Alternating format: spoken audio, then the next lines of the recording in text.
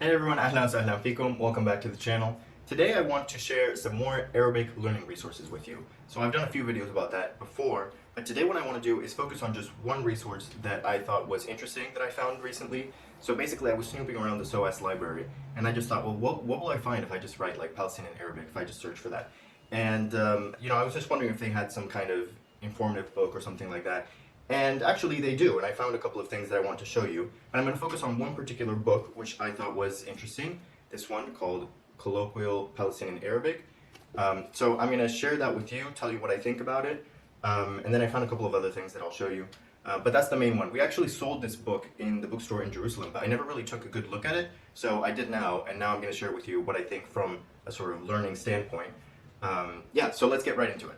Okay, so here we have the book, Colloquial Palestinian Arabic by Nasser Isleem, Introduction to the Spoken Dialect. So let me tell you a little bit about what this book is, or rather who it's for. So this book is actually, as it says in the introduction, it's for people who have some exposure to Fusha already and have some experience. So they're coming with a little bit of Arabic background and they're coming into this. So that's the first thing to know about this, because if you're a complete 100% beginner, then it might be a little bit too advanced. But let me show you what that looks like. So it's not that it doesn't start from step one with the dialect. So it does start with the very basic things like, useful expressions. Well, it starts with like greetings and things like that. But here's the thing, and actually here's the curriculum. Greetings, asking about family members, things like that. Like that's step one, right? But the thing is that once you actually look at the text, like the beginning of like chapter 1 and stuff like that, you'll notice that there's a lot of Arabic already written sort of into it, right? So everything is written in the Arabic script, and I think that's a really good thing. But of course, some of the explanations and everything are going to be in the Arabic script too. And so if you're coming in from truly step one, it can be like a little bit overwhelming. And as well, something that I actually don't think is very useful is that if you look at the vocabulary list, so some of the words that are in the dialect here, the explanation is actually in Fusha. So it'll say, okay, so lissa in the dialect is ma zalu in like that's the definition that it gives. But some people may not even know what that is, right? So for me, like I don't really study Fusha, so if I was starting from step one, this would be pretty challenging. Now, what I will say is that the first part of every chapter is a text, and I think these texts are really good. They have some really good vocabulary. Now, not all of the vocabulary is going to be super relevant and sort of thematically organized, so there's going to be a little bit of a mixed bag with regards to what vocabulary they're teaching you. But I mean, it is what it is. It's still some good expressions. So as you can see here, we have like these are more not so much words but idiomatic expressions, like in a deep sleep. But the thing is, again, some of these things are a bit not something that you would use like in every single conversation. So even from chapter 1, it's kind of a mix of things that are super relevant and things that are just sort of nice to know. I wish there was more of a hierarchy of sort of information and importance. I think that's one thing about this book, is that the organization is a little bit all over the place, and it could use a little bit more clarity with regards to what is going on. Now, of course, there are some exercises, which obviously you don't have to do. I don't think the exercises are amazing. Some of it is like reorganize the order of the words, like stuff like this, or true and false about the text. I mean, that might be useful, but otherwise I don't always find those types of exercises super helpful. But I mean, you don't have to do everything. By the way, it comes with the CD. I didn't get the CD, but it does come with that if you buy the book. So here's more vocabulary. This one is actually much more useful because it's actually based on this pattern. And then later on, there's more like grammatical explanations about certain things, although this is chapter 1, so it might not have that. But I want to show you chapter 5 because I thought chapter 5 was quite nice. This is chapter 5, and what's nice, okay, so obviously it starts with the text, which again I think is a really good text. Here's the speakers. But what's really nice is that this chapter focuses on conditionals, and this gives you a good example of what that looks like the grammatical explanations in this text. See, there's a lot of exercises. See, you kind of have to look around for things in the book, which I think is a bit unfortunate. So here is the section on the conditional sentences. You have a lot of examples. Again, the explanations are in like Arabic and sort of very simplistic explanations. I think they're still useful, but it might not go into as much depth as you want. It just kind of depends on what you want. I mean, I think this is still useful because you can kind of piece things together based on the examples that are given. But now you know what is in the book. And then, okay, so then there's some exercises, but then after that there's some more about the conditional. And there's some really nice expressions here, even if, except if, what if. I think this is really, really useful. I just wish again that the organization was a bit different. And then over here you have some expressions that were in the initial sort of vocab section, like for example, sheklu. For example, sheklu means it seems. So for example, sheklu taban, he seems tired. So there's different expressions like that. It occurred to me, as you like.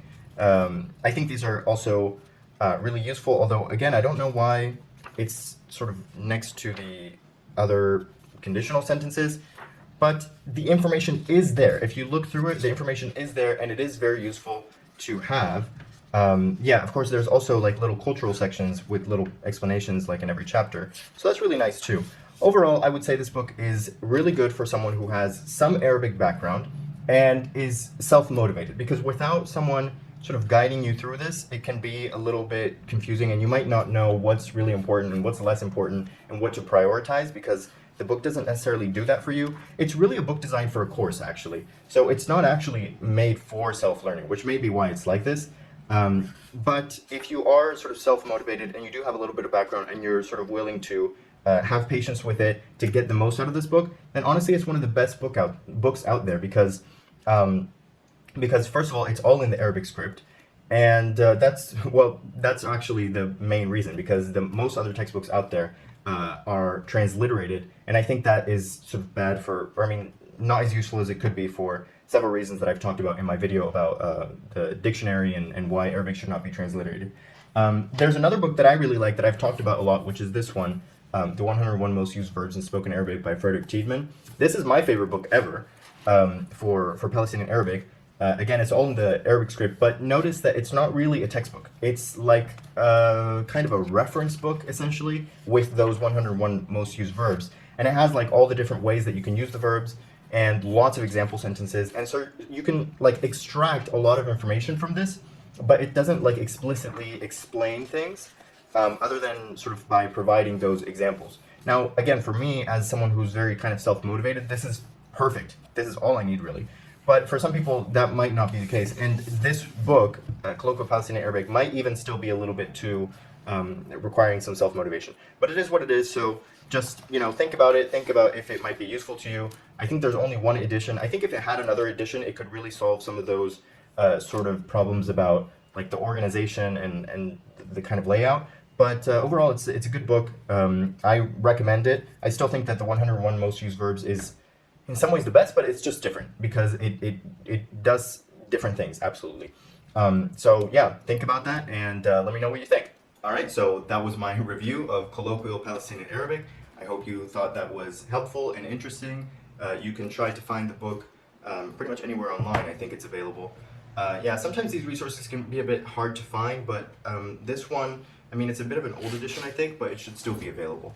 And then I just wanted to show you two other things that I found at the library that I thought were kind of interesting. It's not necessarily learning resources exactly, but it's just something I thought was interesting.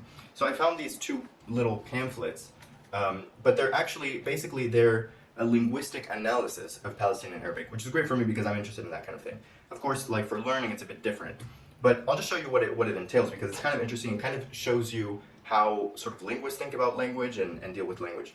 So this pamphlet right here is called Rural Palestinian Arabic, which I thought was interesting, and I'm kind of reading, well, I have read through it already, because, basically my Arabic is urban Arabic, so I'm not really exposed to that many, like, rural speakers, so I thought it might be interesting to just read it and see, like, what are the differences. I mean, I know the differences because people have told me, and, just general exposure, but, from a linguistic perspective, like, here are some, like, hard facts, basically. And I actually used this book a little bit in my video about pronunciation just to clarify which sounds are urban, which sounds are more rural. So it's very helpful, but it's kind of interesting because if you look at like the explanations that it gives, I mean, it's not like a textbook. See, it just goes through different topics, like just one by one, just explaining how it works. And obviously it uses like IPA and all kinds of like linguistic jargon to show, what is this? Yeah, just to show like different conjugations and stuff like that. But it's not written from the perspective of someone who's gonna like learn the language necessarily. Anyway, and along with that, this author also published this other pamphlet that says Palestinian Arabic text. That's the one I found first because I thought, oh, this is interesting. This could be, I could like read one of these and do like a almost like an annotated transcript out of one of these. That's not quite what it is. So first of all, it's rural Arabic actually. So I mean, that doesn't mean that it doesn't apply, but it is a little bit different. First of all, it's written in the same way, which is challenging, right? But what it is, it's actually these little folk tales. So basically, the purpose of it is to analyze different sort of things about Palestinian speech, like just all kinds of different like pronunciation and like how stories are told and yeah, different sort of storytelling devices and stuff like that. It's very much like anthropology and linguistic anthropology, basically. Yeah, this is like linguistics and this is like linguistic anthropology in a way. I mean, they're a little bit of both, obviously. But anyway, yeah, so I kind of get nerdy about this because I studied anthropology and I like language, so. But I mean, it's not like something that I'm going to say, oh, you should totally go and buy this. Like, first of all, I don't think you can probably find it unless your library, maybe has it. So yeah, anyway, that's what I think about the Colloquial Palestinian Arabic text. I hope you found this video useful. If so, subscribe, I don't know, like it, and I'll see you next time.